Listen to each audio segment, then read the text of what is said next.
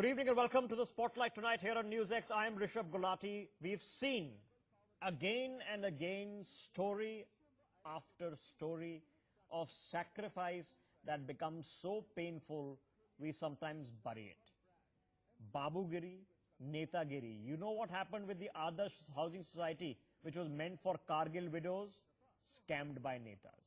When the widows and martyrs' kin come out and speak to us and tell us about how difficult it is just to claim their dues and all the promises that are made by chief ministers to them after their husbands, their brothers, their relatives die fighting for us, those horror stories often get ignored as soon as they fall off the mind's eye. Today, the man on the bottom right of your screens, the Adjutant General of the Army, has come out and said that as far as the Army is concerned, they are recommending to the politicians for a 5% quota for war widows in this country across governmental jobs across India. The fundamental question now for the netas who divide us and split the quotas on the basis of identity politics now is, how will they find the jobs that have been promised to the martyrs' families from within the existing quota system with a 50% cap that has already been put by the Supreme Court? First listen in, then we have that conversation. We're also opening up our call-in lines to take your thoughts tonight.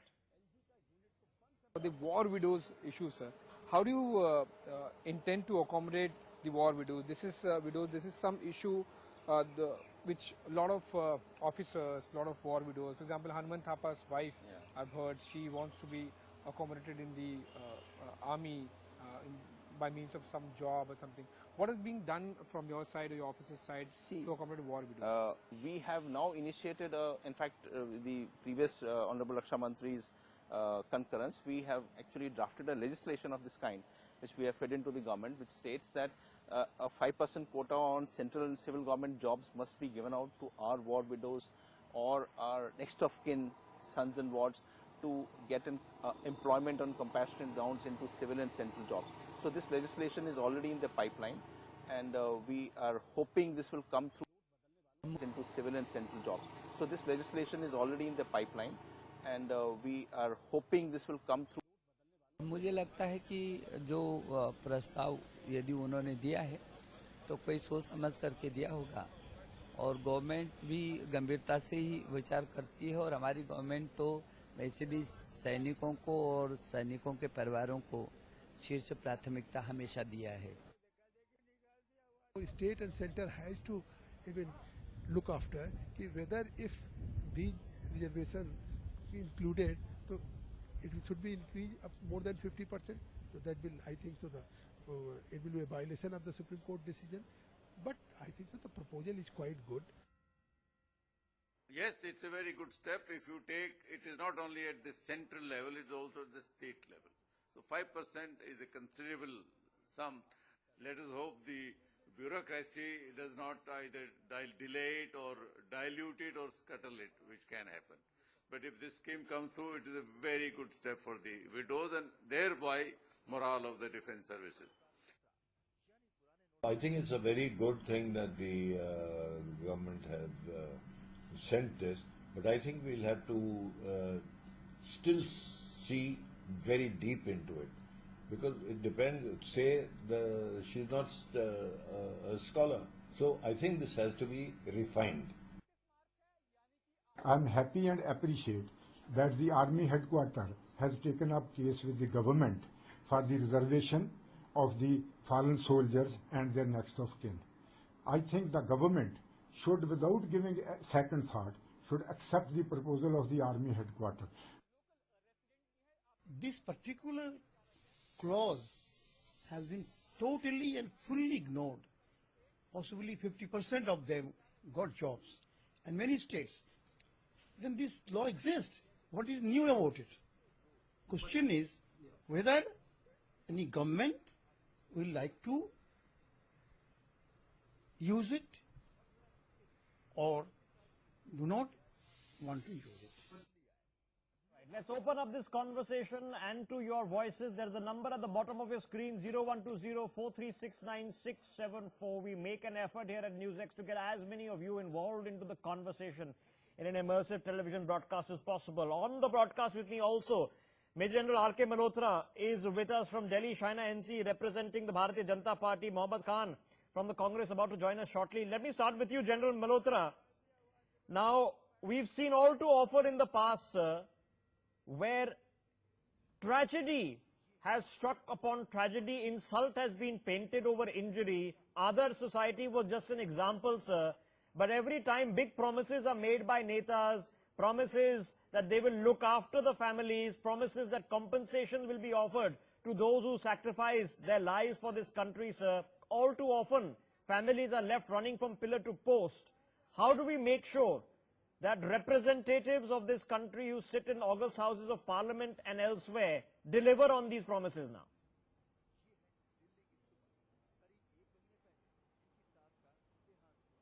Rishabh, you see, our structure itself is faulty.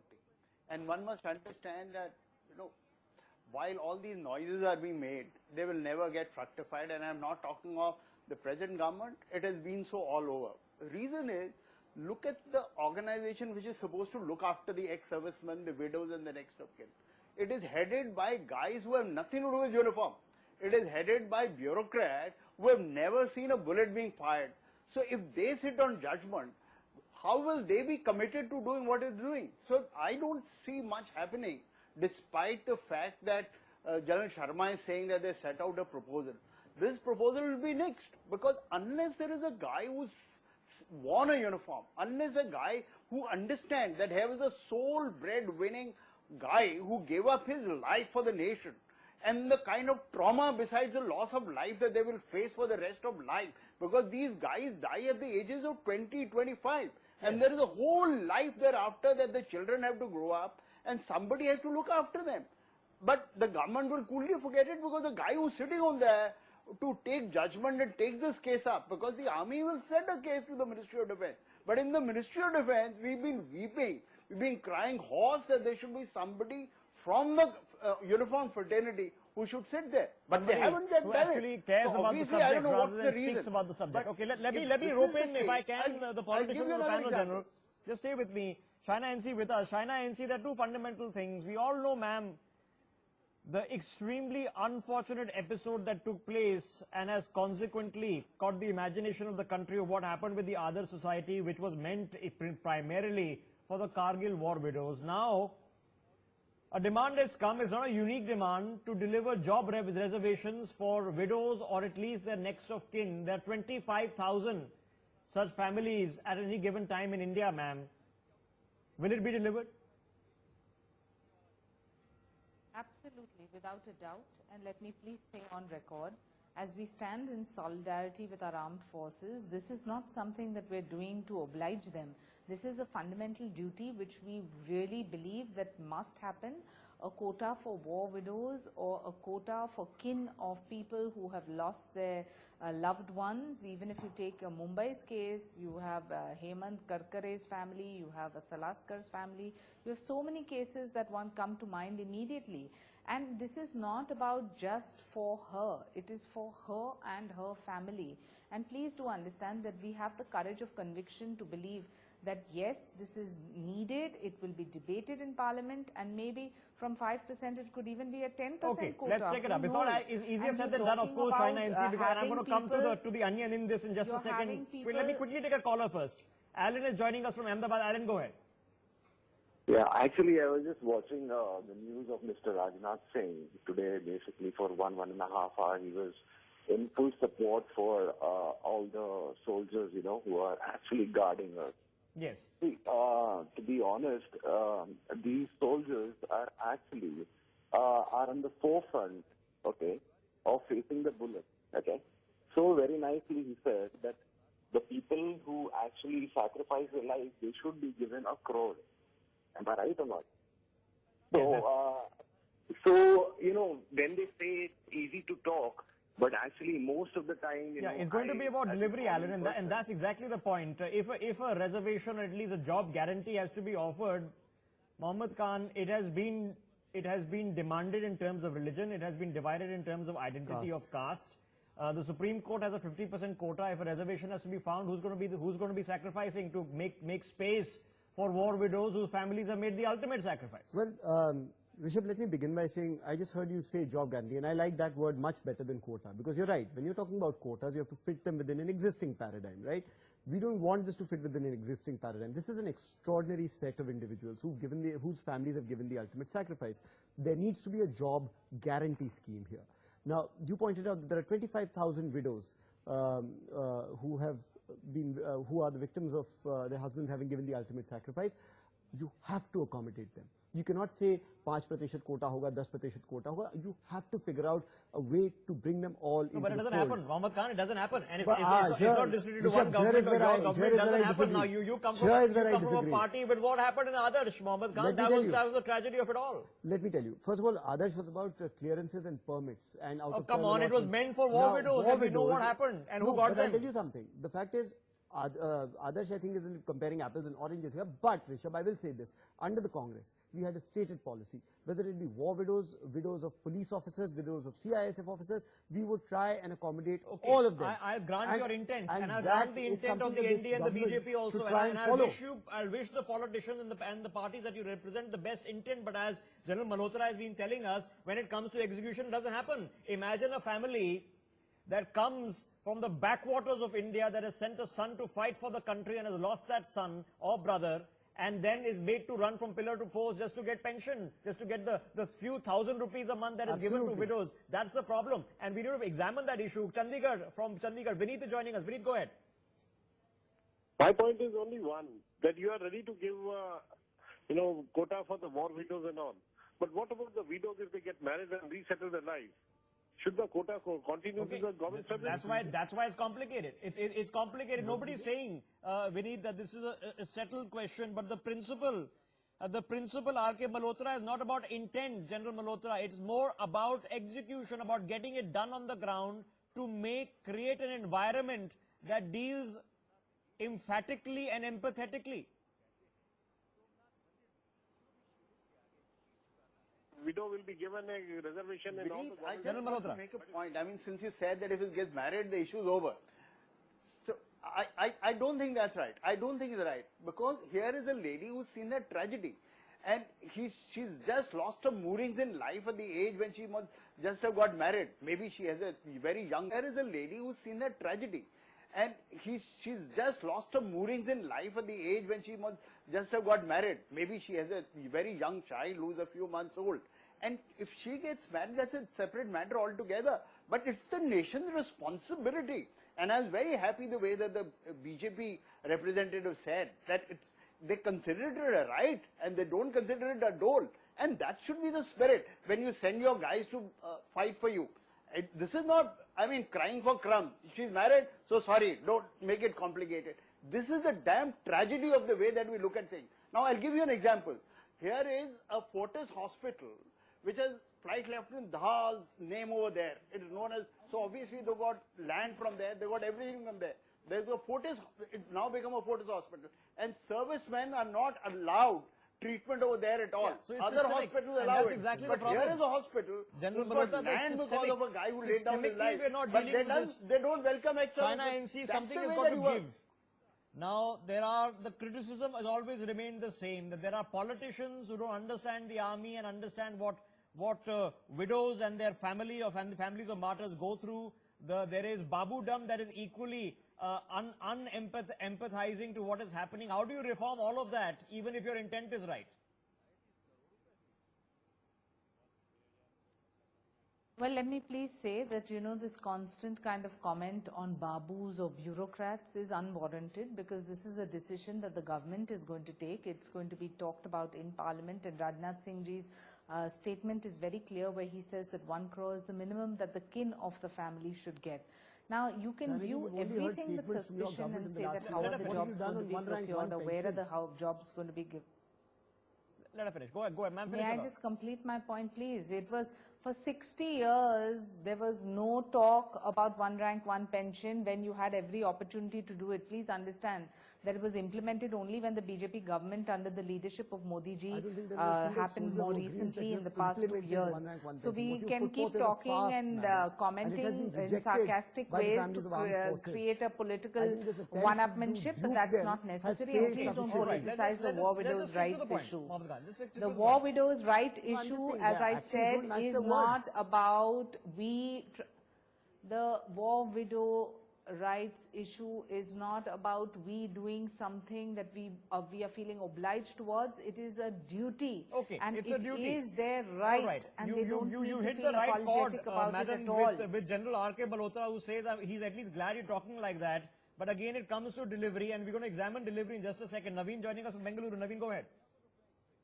Good evening, gentlemen. This is Naveen from Bengaluru, and I'm very happy that you have taken this call because there are certain things which was always going in my mind. I had no place to express it.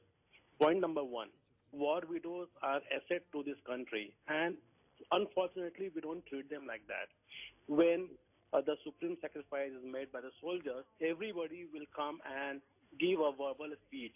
A month after that, nobody remember that soldier. Exactly. And this is the pathetic condition of our country. And I will also say that our soldiers and our countrymen, we are not giving that respect to them. Well, the more people that speak out, sir, and then the urgency comes, because in the end, the critique is always made that this is somehow not some kind of vote bank, and therefore it gets ignored, and that's the tragedy that R.K. Malhotra was also referring to, that this has to be not seen as a favor, but as a right. Raj is joining us from Bhatinda. Raj, go ahead. I just want to put across the point that be it the Congress, which did a proper type eyewash towards the forces, and be it the BJP, which is doing it now, the condition the 7th CPC is being treated for the armed forces. It gives the intent of the political class attitude towards It's obvious. the forces. Suspicion is not over. And understandably so, Raj. General wants to come in. General Malhotra, go come in quickly, please.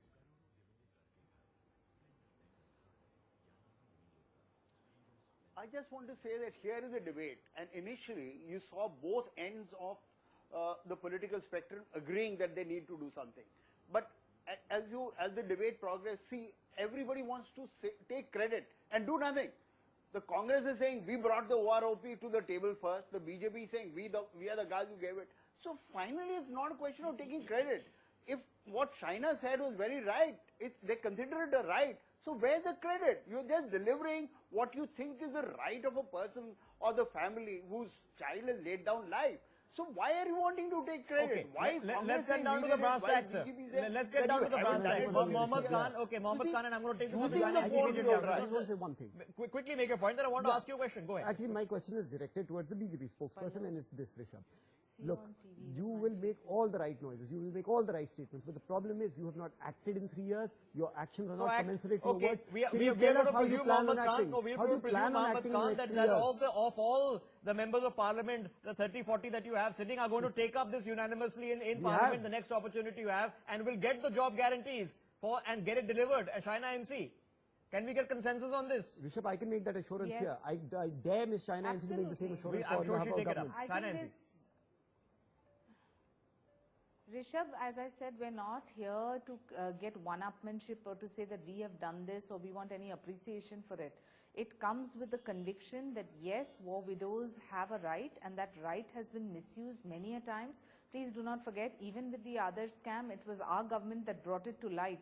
And I'm not here to say that, you know, we implemented OROP or we fought for this Adarsh issue, or we are here to say about 5%.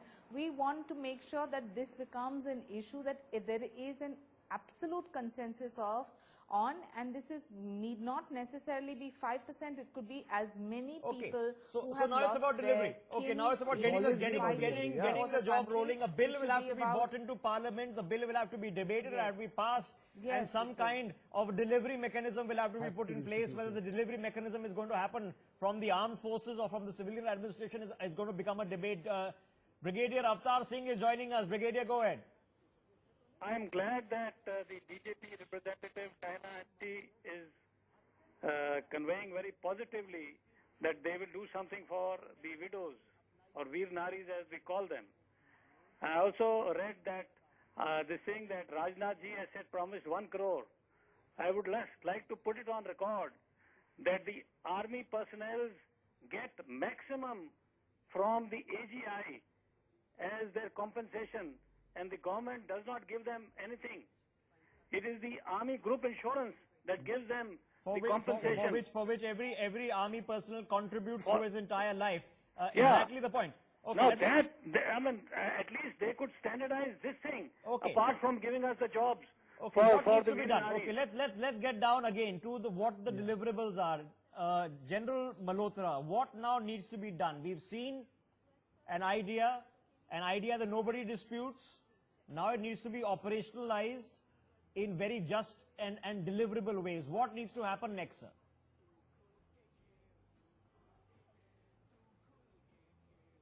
First, a timeline needs to be set when that bill will come to the parliament.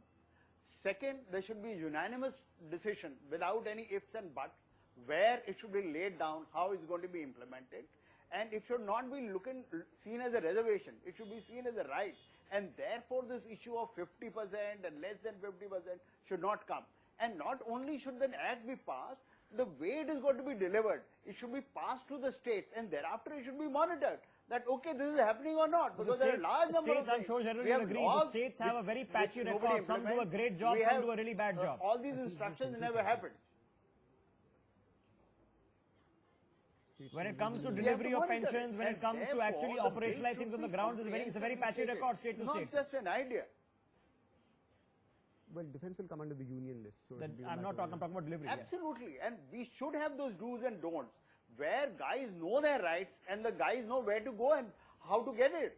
Because unless it's something like the RTI Act, these guys will never get what they want. Okay, okay. I'm running out of time. They don't get their pension, which so is we're their looking right. for a timeline. They don't get and family delivery. pension. China NC, now you can't give us an emphatic timeline, but can you give us a timeline on a timeline? Rishabh, why should I just make up a timeline? I mean, you know, there is a process. This has to be deliberated and debated in Parliament. As much as I would like to personally say that it should have happened yesterday, why are we waiting for even tomorrow? I think that we need to be more realistic, and we need to understand that there is a process which has to be adhered to. But what is the process, ma'am? Can you at least tell us what the process is? Okay. What have you done in the last 3 years? I'll get Mohammad Khan for you to tell us the process. Ultimate What would you like to see sacrifice happen? made Okay, what would you like to see happen? What will you do about it? I'll tell you exactly what I'd like to see happen. This is a government that drafts bills in 3 days, presents them on the floor of Parliament as money bills and gets them passed. Why can't they do the same once for a worthy cause? If they really had the political will, Rishabh, you know as well as I do, this bill would be tabled this session, it would be passed. I assure you that the Congress would support it unanimously. I'm out of time. We're going to hold all sides accountable to this because... Absolutely had the political will, Rishabh, you know as well as I do, this bill would be tabled this session, it would be passed. I assure you that the Congress would support it unanimously. I'm out of time. We're going to hold all sides accountable to this because there is a premise which nobody disputes. It's about getting something very basic right.